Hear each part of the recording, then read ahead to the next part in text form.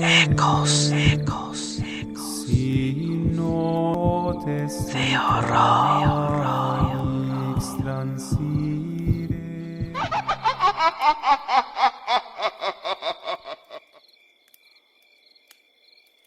Historia basada en hechos reales, enviada por Magdalena Montero y adaptada por Edelmira.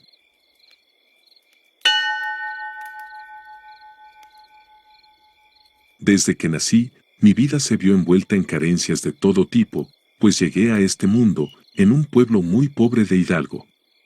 Para que se den una idea de lo abandonado que estaba, les diré que ni siquiera teníamos acceso al transporte público, mucho menos a los servicios básicos. Yo soy la hija mayor de 5 hermanos, y me atrevería a decir que cada uno de los niños que vino después de mí sufrió mucho más que el anterior. Nuestra casa estaba hecha de materiales de reciclaje, como plásticos, tablas, cartones y cosas que los vecinos nos regalaban. Y cuando hacía un viento algo fuerte, este se llevaba alguna pared o techo, y esas noches dormíamos al aire libre. Obviamente eso llenaba de tristeza a mis padres, ya que no podían darnos algo mejor por más que lo intentaban. Ellos eran agricultores, pero las cosechas se perdían, ya que a esas tierras era un lugar al que no llegaba el agua para los cultivos y dependíamos netamente de las lluvias. Pero cuando éstas llegaban surgía otro problema, y es que por el lugar en el cual estaba nuestra pequeña choza, las aguas de lluvia pasaban casi inundando nuestro pequeño refugio. Esto nos causaba mucha tristeza, pues se echaban a perder las poquitas cosas que teníamos. Recuerdo que en muchas ocasiones nos acostamos a dormir sin comer nada, y mi madre nos engañaba diciendo que iba a cocinar y que nos despertaría cuando la cena esté lista. Pero como dije, esto era un engaño, ya que no tenía nada que preparar. Y cuando había para comer, era porque los vecinos, aunque igual de pobres que nosotros, haciendo un esfuerzo reunían algo y nos lo regalaban.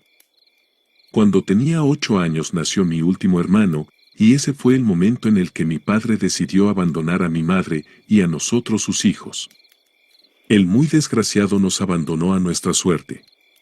Tiempo después supimos por algunos conocidos que se había ido con una mujer, alguien que tenía dinero, y aunque no era millonaria, a él podía brindarle una vida tranquila. Debo dejar en claro que nunca más ni por casualidad volvimos a saber algo de mi padre. A pesar de las carencias que enfrentábamos, mi madre nunca permitió que eso nos derrotara. Nos enseñó a no depender de nada ni de nadie más que de nuestra propia voluntad. Para ella, los valores cristianos, como ofrecer la otra mejilla y tratar la crueldad con gentileza, debían prevalecer siempre, sin importar cuán injusto fuera el mundo. Podría decir que era la mujer más bondadosa que he conocido, y mi mayor fuente de inspiración. Una de sus frases favoritas, la que recuerdo hasta el día de hoy, es la siguiente: no importa si el pan en la mesa ya es la mitad, siempre se puede dividir una vez más con quien lo necesita. Y esa frase, tan simple y a la vez tan poderosa, moldeó mi carácter para siempre. Así, entre carencias y el amor que recibíamos de nuestra madre, el tiempo pasó, y cuando cumplí 10 años mi madre tomó una decisión muy drástica.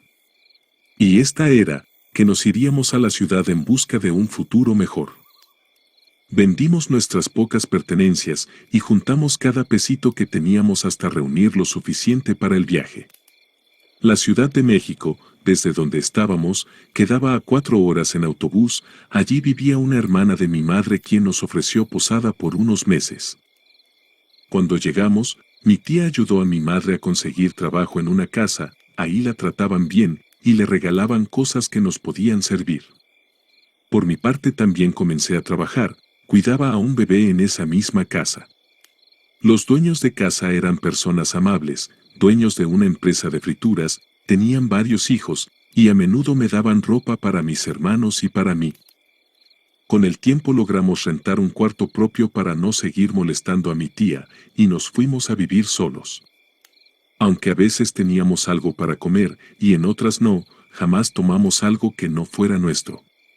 Los valores y principios que mi madre nos inculcaba diariamente eran nuestra brújula para ser buenas personas, y así pasaron los años. A pesar de las dificultades que enfrentábamos día con día, todos logramos continuar con nuestros estudios. Después de varios años, con esfuerzo, sacrificio y esa determinación que mi madre nos inculcó, logramos llegar a la adultez, siendo personas de bien. Y cuando llegó el momento, todos comenzamos a trabajar, lo que poco a poco nos permitió mejorar nuestra situación económica. Finalmente, después de tantas carencias y dificultades, conseguí graduarme de la Facultad de Pedagogía. Gracias a este logro, me fue mucho más fácil ayudar a mi familia a salir adelante, y con el tiempo, mis hermanos también se convirtieron en profesionales. Juntos, luego de tanto sufrimiento en nuestras vidas, logramos alcanzar una posición económica y social que antes parecía inalcanzable. En este periodo de mi vida, podría decir que todo estaba bien y que la vida era buena conmigo. Pero como dice aquel viejo refrán, la felicidad del pobre dura poco.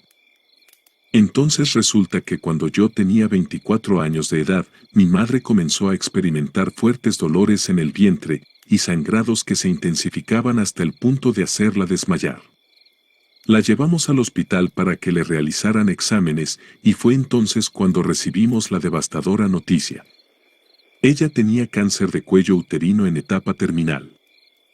Mi madre, aún joven, falleció poco después, dejándonos solos y con una profunda tristeza en el corazón.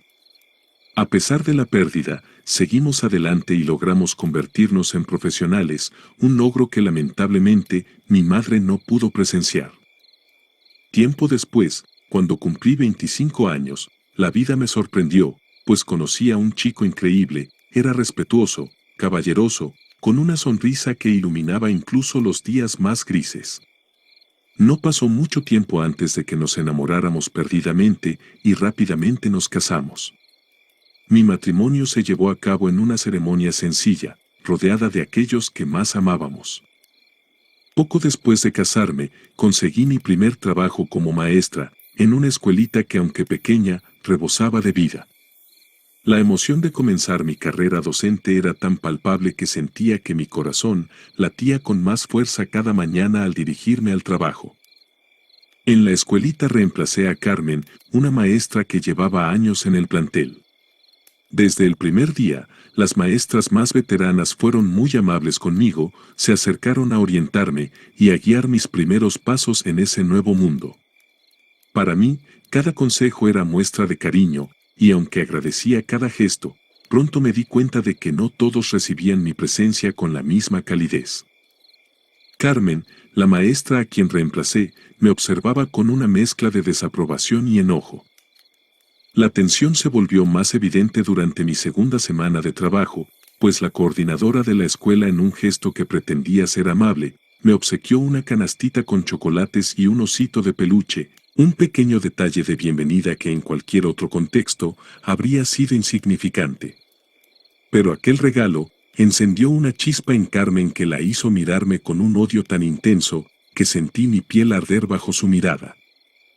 Intenté rechazar el regalo con cortesía, insistiendo en que no era necesario, pero la coordinadora no aceptó un no por respuesta y al final lo acepté entendiendo que era un gesto de bienvenida, esperando que entre todas tengamos una excelente convivencia. Con el paso del tiempo, me fui acercando a una maestra de nombre Lupita, una mujer amable y risueña con quien compartía muchas afinidades. Y un día durante una de nuestras charlas, descubrimos que nuestros departamentos estaban en la misma calle. Entonces Lupita, siempre dispuesta a ayudar, me ofreció llevarme en su coche, ya que yo no tenía uno. Al principio acepté con cierta reticencia, consciente de que podría despertar envidias, pero la comodidad terminó por vencerme. Entonces Carmen, al enterarse, no pudo ocultar su desdén, y según me contaron las señoras de la limpieza, por más que ella llevaba años trabajando en la escuela, nunca había recibido un gesto similar. Las miradas de Carmen se volvieron cada vez más penetrantes, como cuchillos afilados que se clavaban en mi espalda cada vez que pasaba junto a ella, y podía sentir su resentimiento en el aire. Las otras maestras comenzaron a notar la tensión, y aunque nadie decía nada, era evidente que algo estaba sucediendo. La atmósfera se volvía más pesada cada día, y una parte de mí no podía evitar preguntarse si había algo más que simples celos detrás de la actitud de Carmen. Semanas después, en otra ocasión, las maestras organizaron hacer una reunión en donde cada una llevaría un platillo. Yo, como era novata en este tipo de eventos, terminé cediéndome y llevé galletas, 2 cajitas de jugo y mandé hacer un pastel de chocolate. Cuando llegué a la escuela, las maestras se rieron de mi exageración. Como ya dije, vengo de una familia muy humilde, entonces no estaba acostumbrada a este tipo de convivencias. Me avergoncé por lo sucedido, pero las maestras intentaban calmarme diciendo que todo estaba bien, que no me preocupara. Recuerdo un día en particular, cuando Carmen llegó a la sala de maestros con una actitud inusualmente amable. Había llevado un mini ponqué de chocolate, algo que sorprendió a todos, ya que según los demás, Carmen nunca había sido del tipo de persona que tuviera esos detalles. Ese día el ambiente se llenó de murmullos curiosos, mientras ella se acercaba a mí con una sonrisa en los labios. «Este es especialmente para ti», dijo, extendiéndome el pequeño pastel envuelto en un aroma dulce y tentador.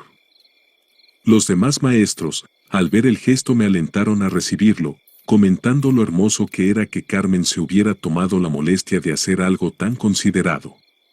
No quise parecer descortés, así que lo acepté con una sonrisa, aunque por dentro sentía una incomodidad difícil de describir. Cuando di el primer bocado, el sabor era sorprendentemente agradable, una explosión de dulzura que me sorprendió. Pero al mismo tiempo, noté cómo los ojos de Carmen se fijaban en mí, con una expresión que, lejos de ser amigable, parecía llenarse de una satisfacción perversa, como si estuviera disfrutando de algo que solo ella conocía. A pesar de la tensión que rondaba el ambiente, intenté no darle más importancia al asunto. Pensé que quizás este gesto era una señal de que Carmen había decidido dejar atrás sus recelos y empezar de nuevo. Unos días después, mientras paseaba por el centro de la Ciudad de México, me encontré con una promoción de bolsas de bombones. Fue una idea espontánea, pero al verlas pensé en mis alumnos y en cómo un pequeño detalle podría alegrarles el día y motivarlos a seguir esforzándose en sus estudios. Entonces decidí comprarlas y, después de aplicarles un examen, se las entregué como un incentivo. La alegría en sus rostros fue tan genuina y contagiosa que por un momento olvidé todas las tensiones que habían surgido desde mi llegada a la escuela. Aquello me llenó de una satisfacción profunda, sintiendo que al menos en ese pequeño gesto, estaba marcando una diferencia en sus vidas. Sin embargo, mi alegría duró poco, pues Carmen, con su habitual tono envenenado, no tardó en hacer un comentario en la sala de maestros, ya que frente a todos insinuó que yo estaba comprando la simpatía de los alumnos, y que mis gestos no eran más que un intento de manipulación. «Haces todo eso para nada más quedar bien con los niños», dijo con su voz cargada de sarcasmo y una risita molesta. Entonces me quedé helada, creí que cuando me dio el ponqué, las tensiones habían quedado en el olvido, pero evidentemente estaba muy lejos de la verdad. Y como si eso no fuera suficiente, Carmen empezó a esparcir rumores, asegurando que yo me insinuaba a los papás de los alumnos, incluso a los casados. Era una acusación tan absurda que dolía, sobre todo porque todos sabían que si alguien tenía esa reputación en la escuela, era precisamente ella. Carmen no tenía nada que envidiar a ninguna mujer, era dueña de una belleza innegable, era alta, delgada, con una piel blanca que parecía de porcelana, un cabello castaño claro que caía en ondas perfectas sobre sus hombros, y unos ojos azules que hipnotizaban. Su cuerpo era digno de admiración, era deportista, y cada movimiento suyo reflejaba la fuerza y gracia que poseía. Pero debajo de esa apariencia impecable, había algo que la traicionaba, y eso era su maldita envidia. No era amable con los niños, no tenía empatía con los demás, y eso se notaba en su mirada fría y en sus gestos calculados. Además, siempre llevaba un escote llamativo debajo de su bata blanca, un detalle que cuidadosamente ocultaba durante el día, pero que curiosamente solo dejaba ver al final de la jornada, cuando llegaba la hora de entregar a los alumnos a sus padres. Por otro lado, yo era muy diferente, tengo la piel algo oscura, soy delgada, con ojos cafés y un cabello negro que llevaba siempre recogido de forma sencilla. Se podría decir que no destacaba por mi apariencia, pero sí por mi carácter bondadoso y luchador. Venía de una vida llena de necesidades, de sacrificios que me habían enseñado a valorar cada cosa y a entender el sufrimiento de los demás. Tengo que confesar que por razones que nunca comprendí del todo, Carmen parecía albergar un rencor inexplicable hacia mí. Pero estoy segura que su comportamiento se tornó más hostil después de aquel día en que acepté el ponqué que me ofreció. Desde ese momento algo dentro de mí empezó a cambiar de forma sutil pero inquietante. A los pocos días comencé a sentirme mal, pues dolores de estómago punzantes me atacaban con frecuencia, dejando una sensación de pesadez en mi cuerpo y en mi mente. Aunque intentaba convencerme de que todo se debía al estrés o alguna dolencia pasajera, no podía evitar pensar en aquel gesto aparentemente amable de Carmen y la extraña expresión de satisfacción que había mostrado al verme comer el pastel. A pesar de todo, seguía albergando la esperanza de que con el tiempo, Carmen se diera cuenta de que su actitud era irracional y de que no había motivo alguno para ese resentimiento que guardaba hacia mí. Cada vez que ella pasaba a mi lado, me miraba de arriba abajo con desprecio, y su presencia se volvía cada vez más intolerante. Me menospreciaba en cada oportunidad y en ocasiones cuando yo estaba hablando, simplemente se daba la vuelta y se iba. Por todo lo mencionado, confieso que fue extremadamente difícil mantener el lema de mi madre, quien siempre me enseñó a ser amable con todos, incluso con aquellos que no lo merecen. Con el pasar de los meses, mi salud fue deteriorándose de manera alarmante, el dolor de estómago no solo persistía, sino que se intensificaba día con día. Fui al doctor en varias ocasiones, me realizaron innumerables análisis, pero los resultados siempre daban como respuesta que mi salud estaba bien. Los médicos desconcertados llegaron a pensar que podría tratarse de cáncer de estómago, lo que desencadenó una serie de exámenes aún más exhaustivos. Sin embargo, cuando obtuvieron los resultados, estos nuevamente indicaban que mi salud estaba bien, y los medicamentos que me recetaban apenas lograban calmar el dolor por unos días. En casa la situación no era mejor, pues mi esposo, quien antes había sido comprensivo y amoroso, empezó a tratarme mal. Sus palabras se volvieron hirientes, ahora parecía despreciarme, y en una de tantas discusiones llegó hasta el punto de casi golpearme. Días después, en medio de todo ese caos, la vida me dio una pequeña alegría cuando en la escuelita terminé tomando el grupo de alumnos que el año anterior había sido de Carmen. Resulta que cumplo años en marzo, y algunos padres de familia enterados de la fecha, decidieron organizarme una pequeña fiesta sorpresa. Aquello fue un gesto inesperado que me conmovió profundamente. La coordinadora me llamó a su oficina mientras los alumnos preparaban todo, y al regresar al aula, me encontré con un escenario que me dejó sin palabras. Habían globos, carteles hechos a mano y sonrisas radiantes por doquier. No pude contener las lágrimas, jamás hubiera imaginado recibir tanto amor de esos pequeños, y por un breve instante me olvidé de todos mis problemas. Pero la alegría, como era de esperarse, no duró mucho. Carmen no tardó en mostrar su ira, y esta vez no solo la dirigió hacia mí, sino también hacia los alumnos.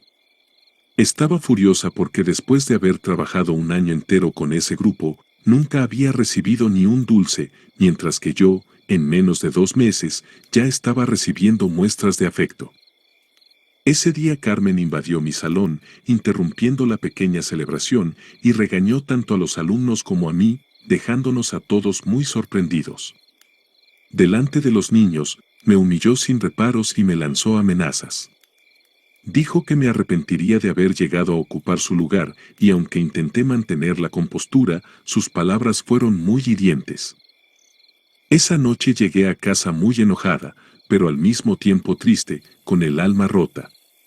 Esperaba que mi esposo comprendiera lo que estaba pasando, pero él, indiferente, no mostró interés alguno por mi sufrimiento. No podía creer que me encontrara tan sola en medio de todo aquello, y desbordada por la tristeza, me quedé dormida después de horas de llanto. Fue entonces cuando soñé con mi madre. En el sueño su voz era suave, pero llena de preocupación. Me decía que me cuidara, que alguien estaba intentando hacerme daño. Sus palabras resonaron en mi mente incluso después de despertar, dejándome una sensación de inquietud que no pude sacudirme. A la mañana siguiente, llamé a mis hermanos y les conté todo lo que estaba ocurriendo. Al escuchar mi relato se preocuparon profundamente y me instaron a tener cuidado. Esa misma tarde vinieron a visitarme y al verme no pudieron ocultar su sorpresa. Me dijeron que estaba demacrada, más delgada que nunca, y me insistieron en que volviera al doctor. Les conté que ya había ido varias veces pero que los médicos no encontraban nada, que solo me daban medicamentos y que en los exámenes los resultados siempre revelaban que yo estaba bien de salud. Un par de horas más tarde, todos se despidieron pues tenían cosas que hacer, pero antes de irse me dijeron que si necesitaba algo, que nada más los llamara y ellos acudirían en mi ayuda. Pero puedo jurarles que en su mirada mientras se iban, pude ver mucha preocupación. Al día siguiente, como de costumbre, la maestra Lupita pasó por mí para llevarme al trabajo. Durante el trayecto, me preguntó si los doctores ya habían encontrado alguna explicación para mi malestar. Pero le respondí que no, que seguía sin diagnóstico. Fue entonces cuando me hizo una pregunta que me dejó desconcertada. ¿Crees en la brujería? Le respondí de inmediato que no, que mi madre jamás nos había permitido creer en esas cosas, que siempre nos enseñó que eran malas y peligrosas. Pero Lupita, con una seriedad que nunca le había visto, me dijo que la brujería existía y que por curiosidad debería considerarlo, ya que los doctores no podían hacer nada por mí. Entonces, esa idea se quedó rondando en mi cabeza todo el día. Al día siguiente, cuando Lupita volvió a pasar por mí, le dije que había estado pensando en su propuesta y que aunque me costaba creer en esas cosas, estaba dispuesta a intentarlo. Ese mismo día, que era viernes, después de las clases, me llevó a un lugar que me heló la sangre desde el primer momento.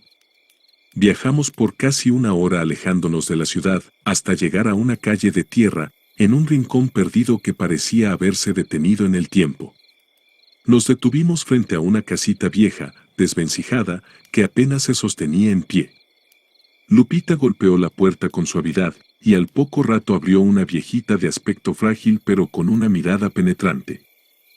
«Les estaba esperando», dijo con una voz áspera, como si supiera desde mucho antes que llegaríamos. Me quedé sin palabras cuando dijo eso, pero decidí seguir adelante. Entramos en la casa de la mujer, y lo que vi me asombró, pues era un cuarto pequeño, pero lleno de una energía que vibraba en el aire. En cada rincón había calaveras cuidadosamente colocadas, velas encendidas que proyectaban sombras danzantes en las paredes, y frascos de vidrio llenos de hierbas y líquidos misteriosos. A pesar de la atmósfera que podría haber sido aterradora, había algo en ese lugar que transmitía paz, una sensación de que estaba en manos de alguien que realmente quería ayudarme. Nos invitó a sentarnos en sillas de madera gastada, y luego de mirarme por unos minutos dijo: «Estás mal, hija, necesito ayudarte pronto». Eso me inquietó, pero asentí, incapaz de negarlo. La mujer no era una bruja de las que hacen el mal, era más bien una curandera, una mujer que había dedicado su vida a aliviar el sufrimiento de los demás. Me entregó una vela blanca y con movimientos delicados pero seguros, me indicó que me la pasara por todo el cuerpo. Lo hice sintiendo un cosquilleo extraño en la piel, y luego la encendió. Mientras la llama se elevaba, comenzó a murmurar palabras en un tono casi musical, y de repente, sin que yo le diera ningún detalle, me reveló que una compañera de trabajo me había hecho un trabajo de brujería. Describió a Carmen con tal precisión que no podía creerlo. Todo lo que decía era exacto, como si ella hubiera estado allí cuando ocurrió. «Es envidia», me explicó con una calma que me desconcertó. «Envidia de tu personalidad, del cariño que te tienen y de cómo los demás te tratan. Quería que te quedaras sola, sin nada, incluso alejar a tu esposo de ti». Pero no te preocupes, yo te voy a ayudar, me dijo. Entonces me entregó una lista de hierbas y otros elementos, instruyéndome a que los tomara durante 7 días y luego regresara. Salí de ahí con los ojos llenos de lágrimas, por el coraje que me causó saber quién era la culpable de mis problemas. Esa misma tarde, mi amiga y yo fuimos a comprar todo lo que me había indicado, y empecé a seguir las instrucciones al pie de la letra.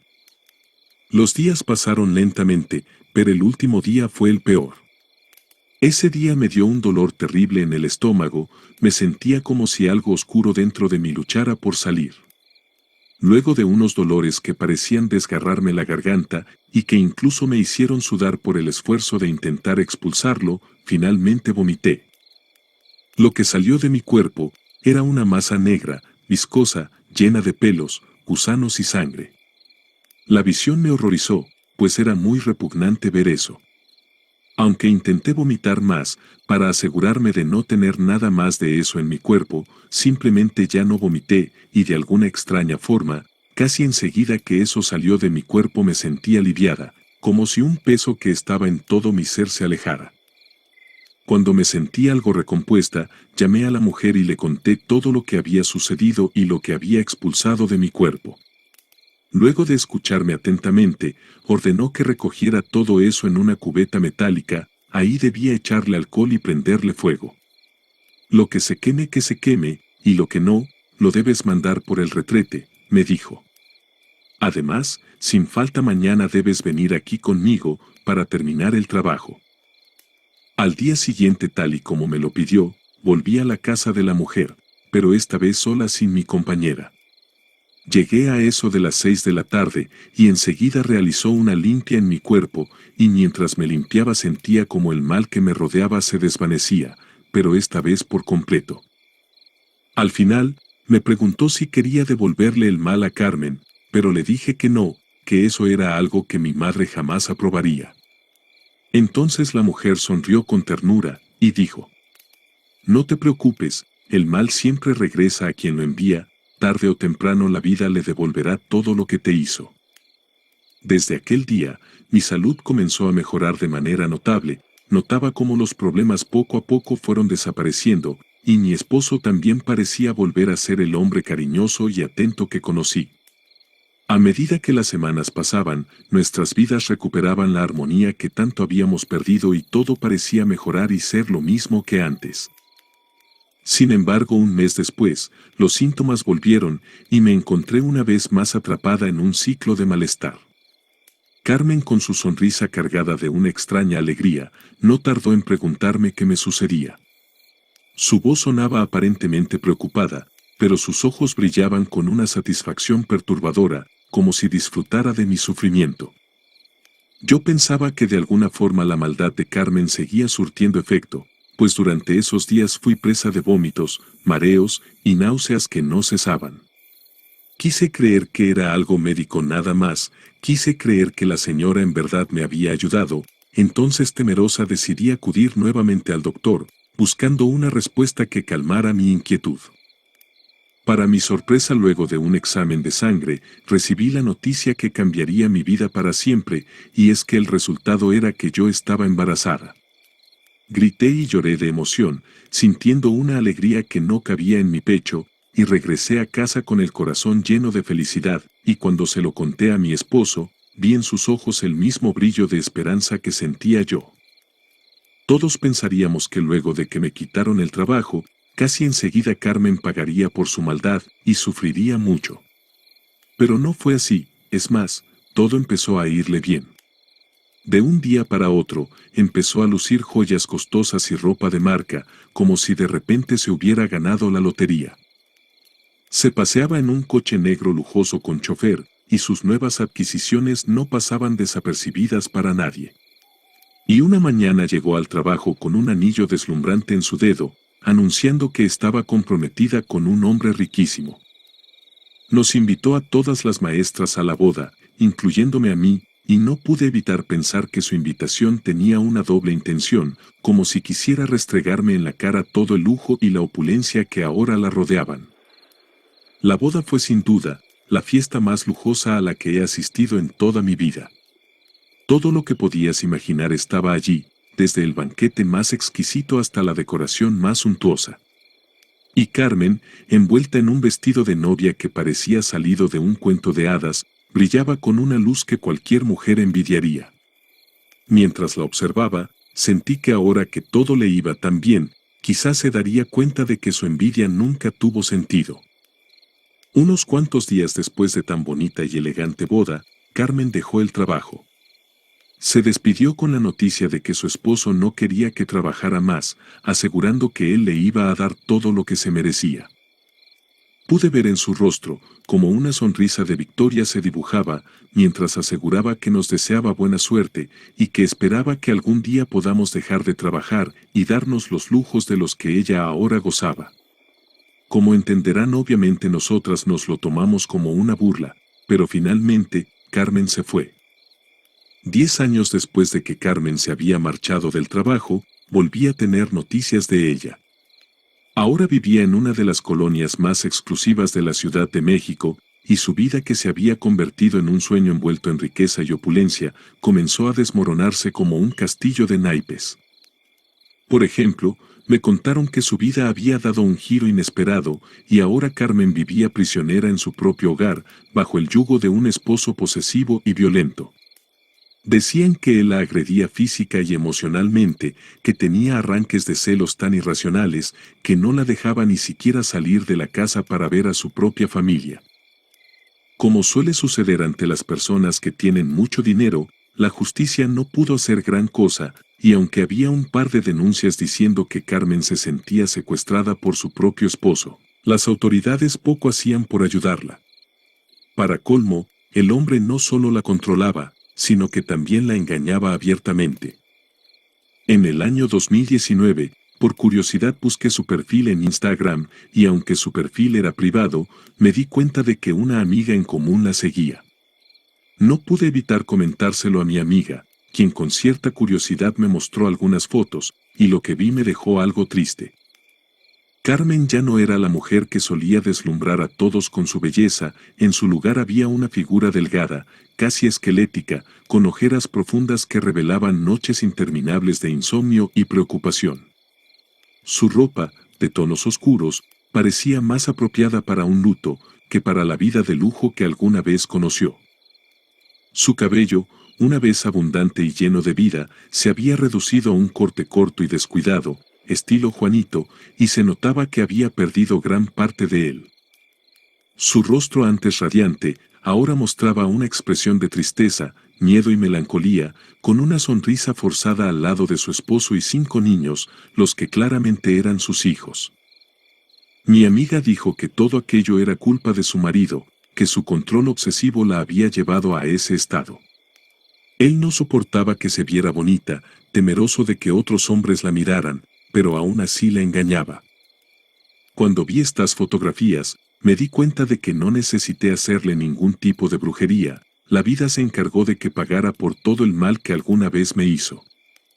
La conclusión que he sacado después de esta experiencia en mi vida, es que al final, no hay que envidiar, ni hacer el mal a nadie, pues el karma siempre encuentra la forma de equilibrar la balanza.